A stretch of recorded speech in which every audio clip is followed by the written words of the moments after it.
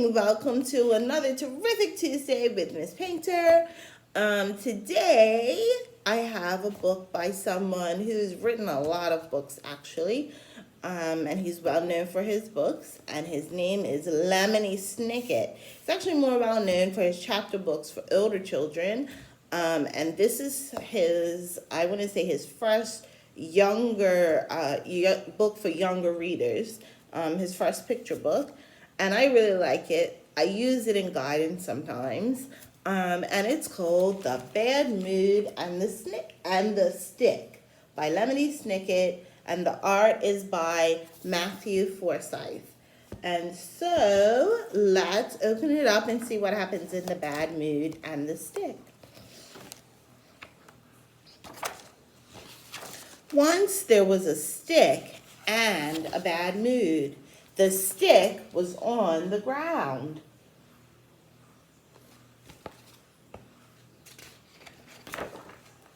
And the bad mood was with a girl named Curly.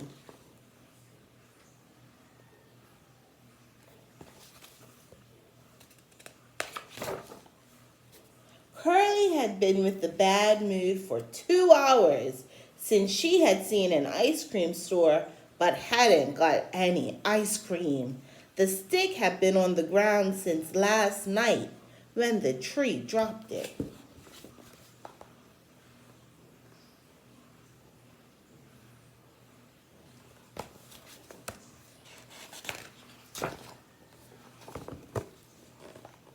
There's Curly with the bad mood, and there's the stick on the ground. Curly picked up the stick and used it to poke her brother. "That's not nice," said her mother. "Apologize to Napoleon and throw the stick in the bushes."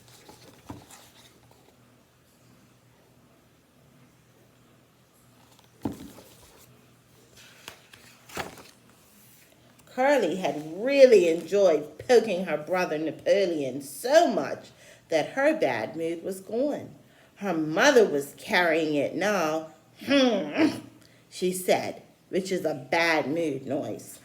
The stick didn't say anything.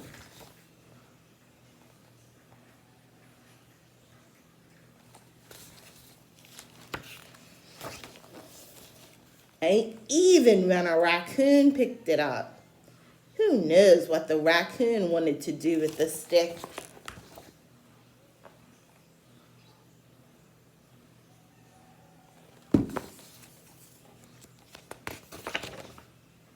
But he ran out of the bushes and frightened an old man named Lou. "Holy moly!" said Lou, which is what he always said when something exciting happened, and his feet did a little dance, and he fell into a puddle. Curly's mother couldn't help herself and started to laugh. Her bad mood was gone.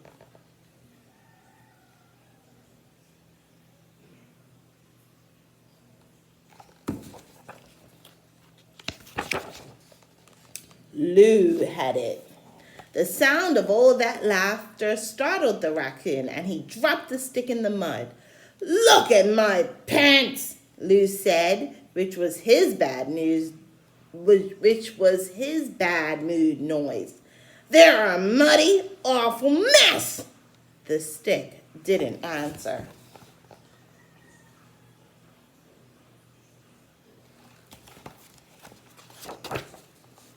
Lou went right to the dry cleaners. A lady named Mrs. Durham was head of the establishment with a pencil behind her ear. "Take that pencil out of your ear," said Lou. "You gotta wash these pants and wash them quick. I'll stand around here in my underwear until you're done."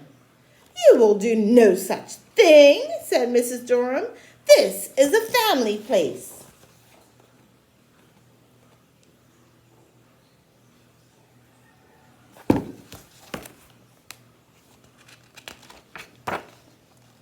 But Lou already had his pants off. "Here you go," he said. "They're a mighty awful mess."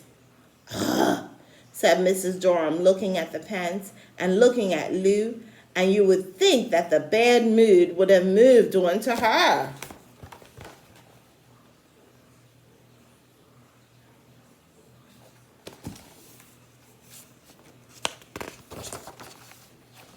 But it didn't. She took one look at Lou in his underwear, and the bad mood flew right out the window.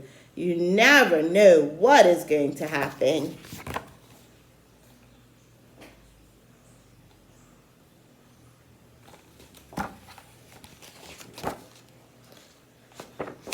Same thing with the stick. You would never guess, but some kind of bug made a brightly colored cocoon on it. Well, look at that, said Bert, and picked it up to look at it better.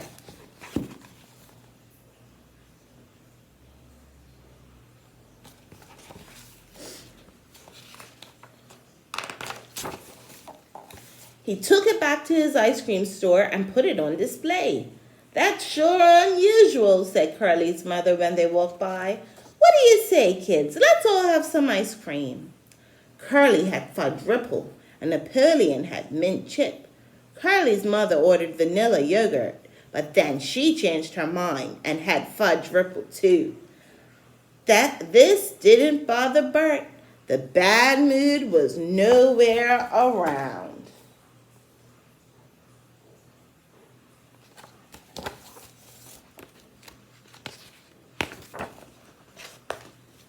By the time Lou arrived with his pence all cleaned and pressed, he wanted a double scoop, and so did Mrs. Durham. Holy moly, Lou said. Do I love ice cream? Mrs. Durham smiled. Same here, she said.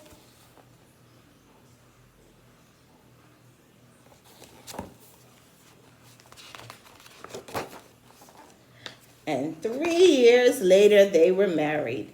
The wedding was right there in the park, and everyone in this book was invited, even the raccoon.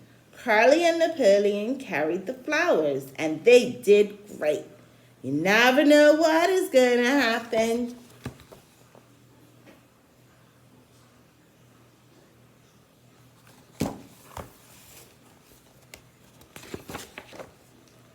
By then, the bad mood had been all around the world.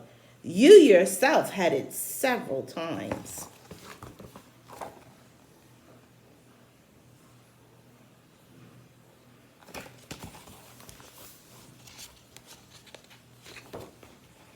The stick, however, stayed in the ice cream store.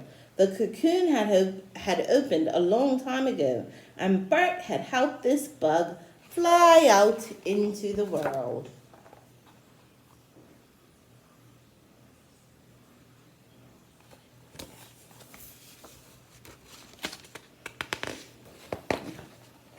But the stick he kept right there. It put him in a good mood. See, there it is up in the window.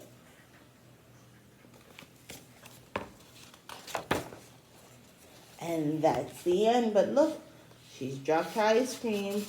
And there's that bad mood not too far behind. Anyway, that's the end of the story. I really like that book.